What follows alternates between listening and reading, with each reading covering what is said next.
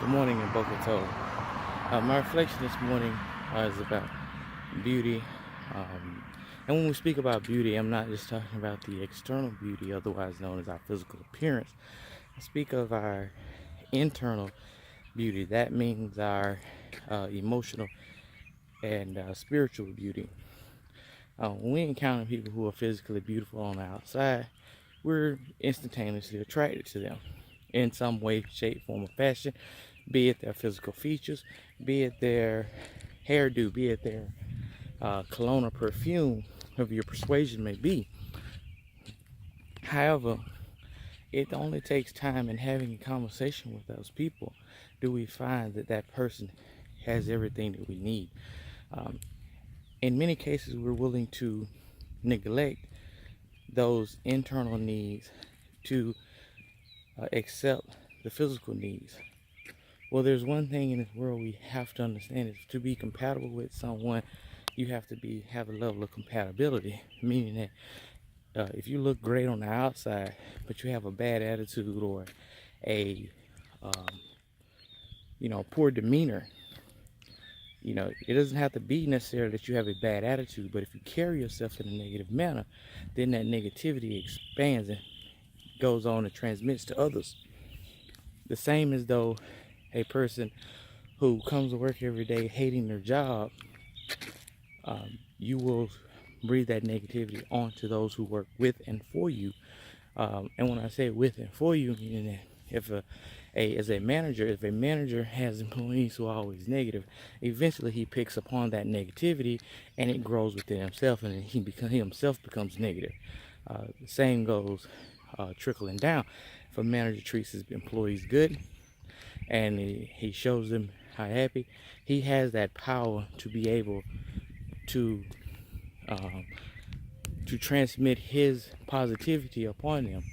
But that's if that person is willing to accept that.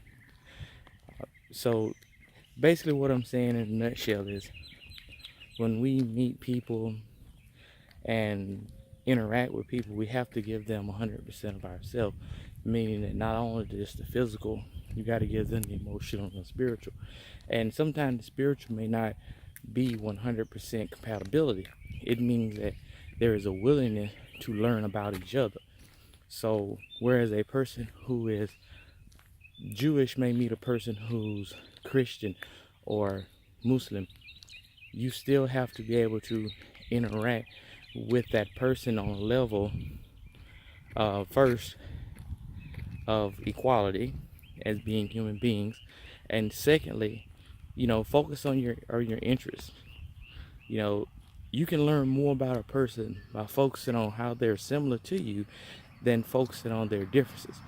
Um, so big in our society right now, especially, is the air of negativity. This person's different than me. This person has a different background. This person has a different look. We're so fixated on that outward appearance or that perceived outward appearance that we don't take the time to actually get to know that person. And getting to know that person doesn't mean you have to have a scholarly debate. It means you just have to have a dialogue. Sometimes the dialogue is what's missing, and sometimes in certain cases, the dialogue cannot occur because both sides aren't willing to listen. Both sides want to prove their point, and in proving your point, you sometimes show how ugly you are as a person on the inside. I found that there are a lot of people who take their time to analyze a situation more than they should, and instead of getting to know a person or getting to know a people, they overanalyze a situation or generalize um, a group of people or a group of um, or a race of people, I would say. Um, Not just talking, black, white, and brown. Just talking about, you know, whatever country a person hails from, whatever tribe they are, depending on which country you're in, which place. But we as human beings, we have to learn to love each other and love each other blamelessly, meaning that, you may not agree, but you have to agree to disagree to be able to build, to have unity, to show love and have love. We've got to not only look at our physical, but our mental and emotional, because mentally, there's a lot of people out here who have put up a mental block against dialogue, against being around people who are different. Be that politically, be that religiously, and be that physically. I've seen a lot of times where we just, hey, especially me traveling the country, I can go to certain places, and when you walk into the business, you know that you're not welcome, or you walk into the town, you know you're not welcome. Being black and Jewish makes things very, very interesting for me, especially living in the South, because very few Jews here where I live, and definitely none that are black. So it makes things a bit tricky. So when I go places, I make it a point to speak to people. I make it a point to initiate a dialogue, no matter what that dialogue may be, no matter what reaction that may be. Up to this point, I may knock on some wood over here, but I've never had a person truly say anything extremely negative or hurtful. But I mean, who knows what the days or years or weeks hold. Yet I'm very optimistic that as a people, if we continue down the path of separatism, we find that we ignore what I would call the bigger picture. The fact that our veterans go off to war to fight for our freedoms, and they come back to go to school, and they have student loans. I mean, things like that. Our health care for our veterans, horrible. Our health care in general, lunatic. I mean, it's the only word I can use. I mean, whereas it's more advantageous for your doctors to keep you sick than it is to actually heal you. Let that sink in. We are taught by our doctors that, or the medical system, not as a whole, in part, that treating illness is a lot better, a lot more effective than curing it. So I guess my question is, where does that dialogue come? It comes from our lawmakers, no matter what side of the fence they're on. Republican, Democrat, Independent, really don't matter what you call yourself. At the end of the day, they need to do their job. And that's all I really want to say about anything political at this point, is that we have a lot of problems in this world, and looking at a person from the outside and not looking at them on the inside is a big problem. When I go into a synagogue, be it conservative or Orthodox, like I've said before, black, Jewish, hard to believe. I was in a community here in this good United States this past week, and going to the kosher section of the market, and this girl was with her mom, and the girl looked at me, she saw my tzitzit, and she says, "Mom, is that guy Jewish?" And her mom turns around, did not hesitate, saw my tzitzit, and said, "I guess he is." And she continued her shopping.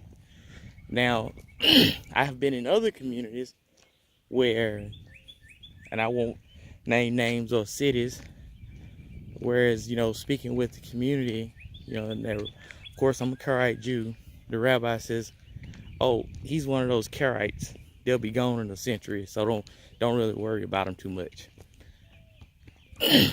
That shows our division within our own communities. And it's the same no matter what faith you are. I mean, there's division, but what it all boils down to is we have to love each other. We've got to bring each other together. We've got to sit down and have dialogue.